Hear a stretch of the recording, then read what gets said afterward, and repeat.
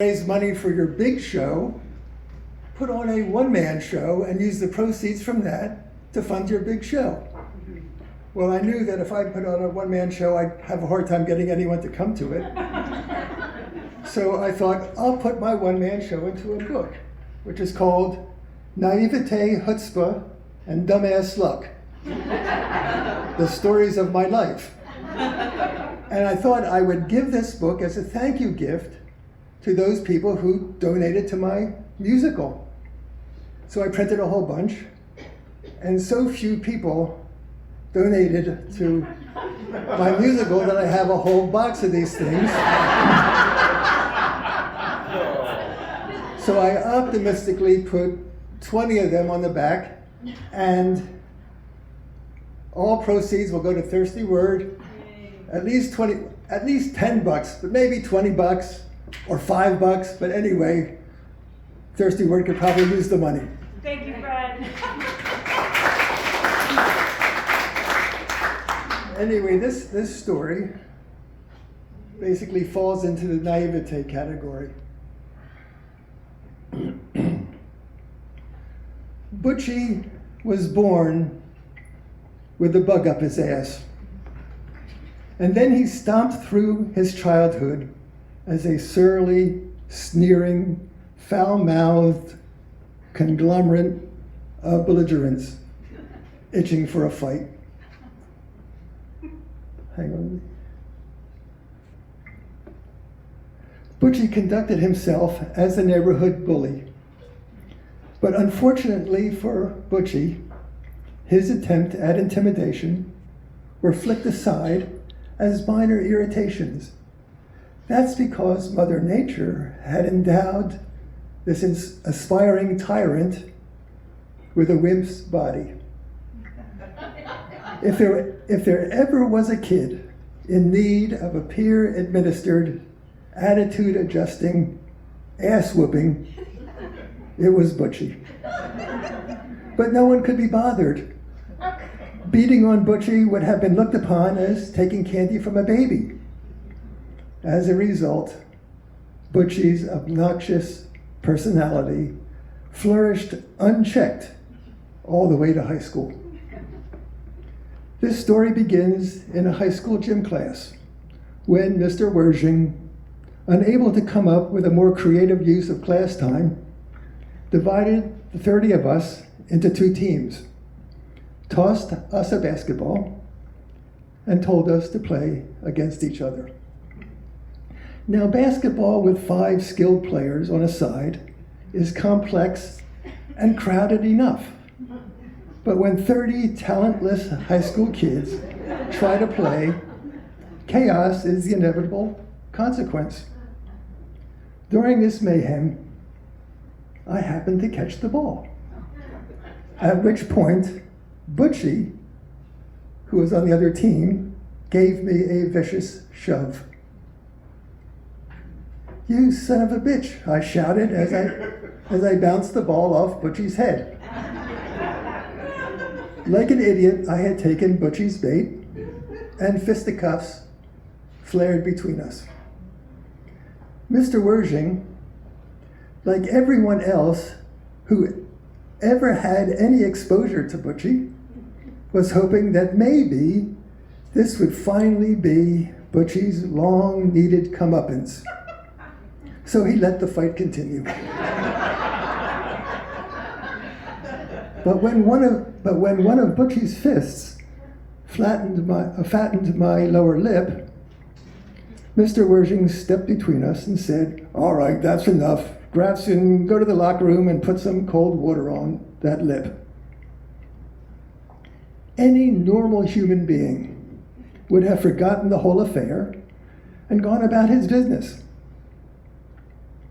But not Butchie. In the locker room, he confronted me and spat, "After school. We'll finish this after school." "Can't," I said. "I'm busy the next few days." How about Friday?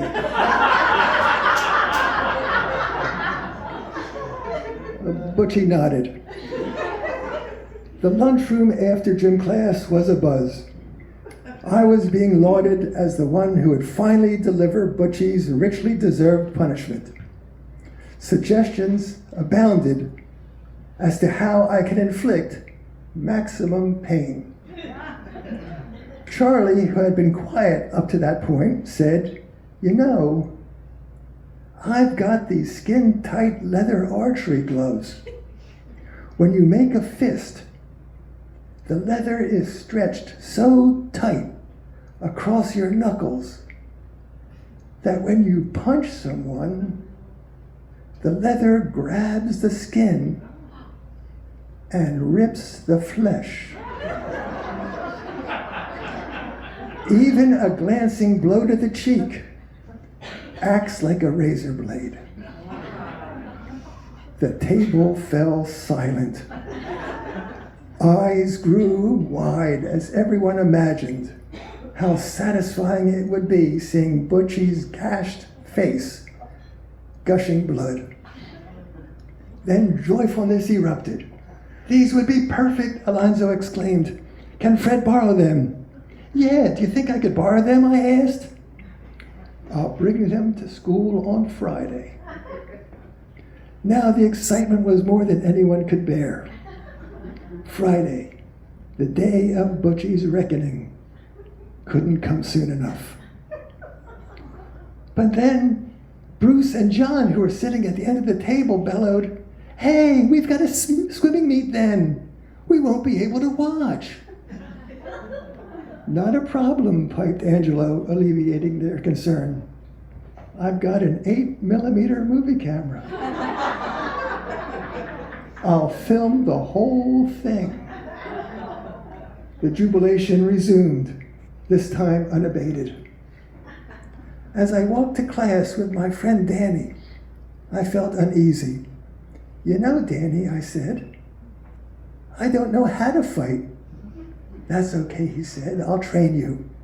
As an aside, I was raised by two pacifists, so street fighting wasn't a part of my early childhood education. After school in his basement, Danny showed me an instruction sheet that he had seen advertised at the back of his comic books and had subsequently purchased for $1. The headline promised, "How to Fight, to Fear No Man."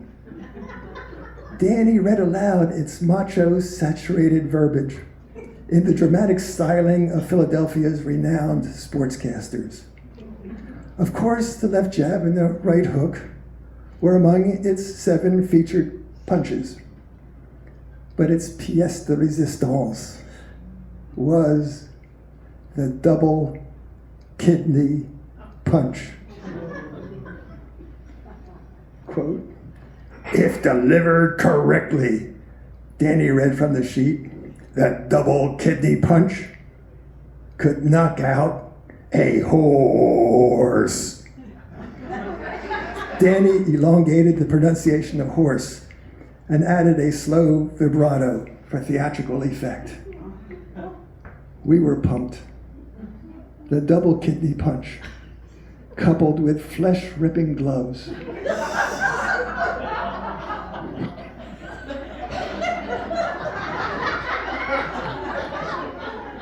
It was a winning combination. And for the next few days, we met in his basement, and I practiced these punches against a semi-deflated basketball that Danny held up. While the school bristled with anticipation, I basked in my newfound celebrity. Caught up in that hoopla, I felt I needed a fighter's nickname. Of course, Butchie had Butchie. He was set, although I felt its letter Y sapped the testosterone out of the 5 letters that preceded it. But that was Butchie's problem. My concern was my moniker. I surveyed my past for inspiration. I recalled being the last guy to survive the cut on the freshman basketball team, and how star player Teddy Buck as a commentary on my basketball prowess, saddled me with a nickname, Flub Dub. Flub Dub. Mercifully, that handle didn't spread beyond the team, nor did it last after basketball season, and I certainly wasn't going to revive it for this fight. While lying in bed that evening, it came to me. Taking inspiration from Sugar Ray Robinson, who boxing commentators claimed was, quote, pound for pound the greatest fighter ever, I dubbed myself Honey Gratz. It was smooth. It was sweet. It was me. Butchie Benoit versus Honey Gratz Gratzen in the street fight of the century. It was marketing gold. And I fell asleep while glowing. But when I awoke on Friday, reality whacked me like an uppercut to the jaw. Fantasy time was over. The day had come when I actually had to fight. After school, on the girls' hockey field, a crowd of high school boys formed a circle around the two combatants.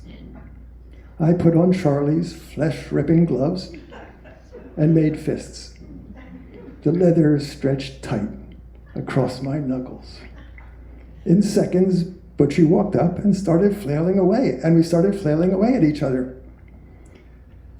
That's when it became painfully obvious that executing any of the 7 punches to, quote, fear no man, was a whole lot easier against a basketball that didn't punch back.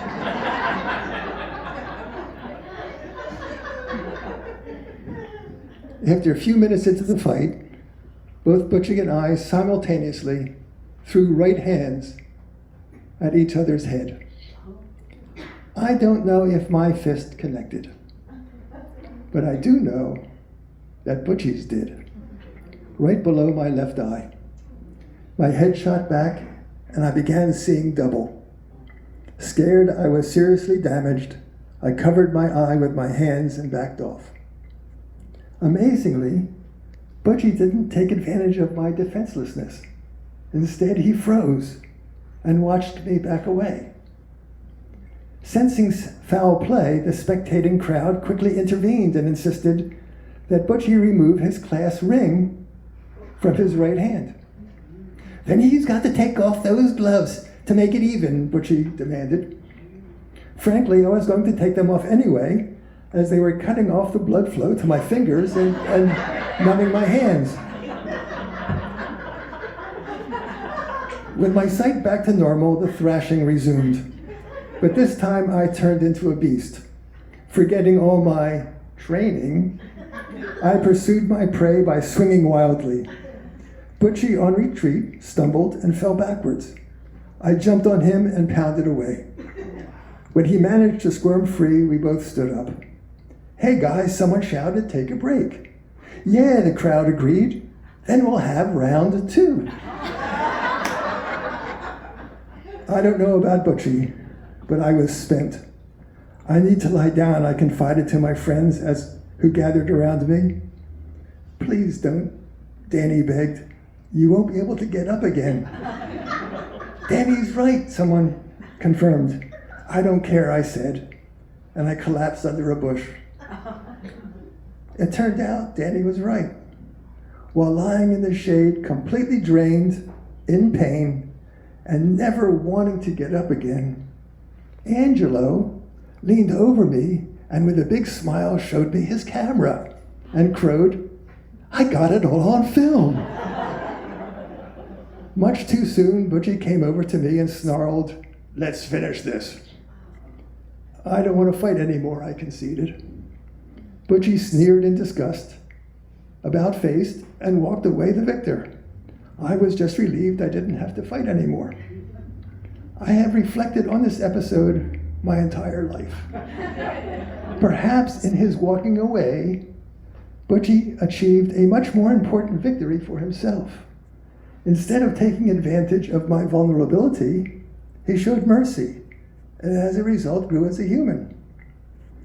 And me, while lying bloody and exhausted in defeat, I too won on a grander scale. I learned a vital life lesson. Fighting is stupid.